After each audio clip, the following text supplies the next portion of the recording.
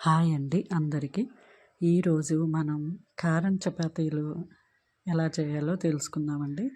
ముందుగా నేను ఇక్కడ 1 కప్పు ఆశీర్వాద్ గోధుమ పిండి తీసుకుంటున్నానండి. ఇక్కడ పట్టించిందైనా తీసుకోవచ్చు, మరే బ్రాండ్ అయినా తీసుకోవచ్చండి.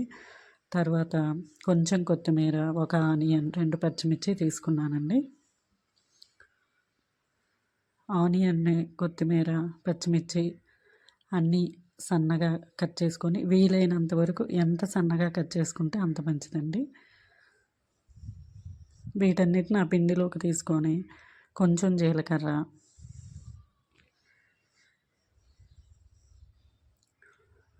కొంచెం పసుపు,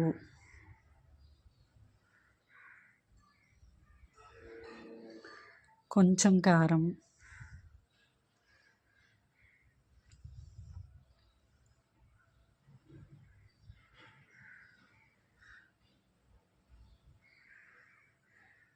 కొంచెం సాల్ట్ వేసి కలుపుకుంటున్నానండి. ఇవి కారం, సాల్ట్ అన్నది మన రుచికి తగ్గట్టు, ఎవరి టేస్ట్‌కి తగ్గట్టు వాళ్ళు వేసుకోవచ్చండి.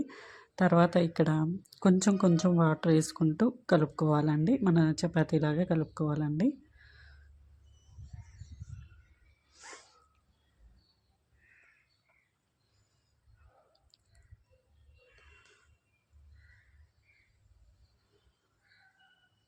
చూడండి ఇలా కలుపుకున్నాను. ఇలా కలుపుకున్నాక కొంచెం పైన ఆయిల్ వేసి మళ్ళీ ఒకసారి కొంచెం కలుపుకోవాలండి. ఇక్కడ మనం పిండిలో ఆయిల్ వేయకూడదండి. మొత్తం కలిపాక పైన ఆయిల్ వేసి కలుపుకోవాలండి. తర్వాత దీన్ని అలా రెస్ట్ చేసి హాఫ్ అన్ అవర్, 10 మినిట్స్ అలా అయినా ఉంచుకోవచ్చండి. డైరెక్ట్‌గా అయినా చేసుకోవచ్చండి. నేను ఇక్కడ డైరెక్ట్‌గానే చేస్తున్నానండి. చూడండి ఇక్కడ గోధుమ పిండిని పొడి పిండిలాగా తీసుకొని మన చపాతీ చేసినట్టే, కాకపోతే ఇక్కడ దీన్ని గట్టిగా ప్రెస్ చేయకూడదండి.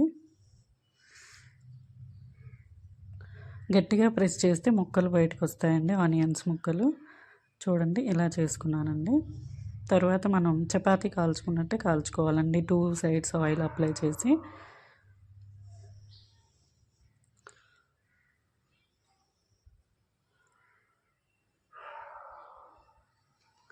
ముందు ఫస్ట్ డ్రైగా 2 సైడ్స్ కాల్చుకొని తర్వాత oil apply 2 sides oil apply చేసి కాల్చుకుంటే కాల్చడం ప్రాపర్గా కాలుతుందండి. ఇక్కడ ఫస్టే ఆయిల్ వేస్తే అంతగా కాలదండి.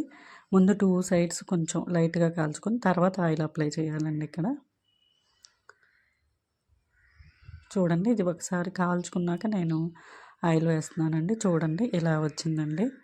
మన కారం చపాతీ రెడీ అయిపోయిందండి. మీరు కూడా ట్రై చేసి టేస్ట్ ఎలా ఉందో కామెంట్ బాక్స్లో కామెంట్ చేయండి.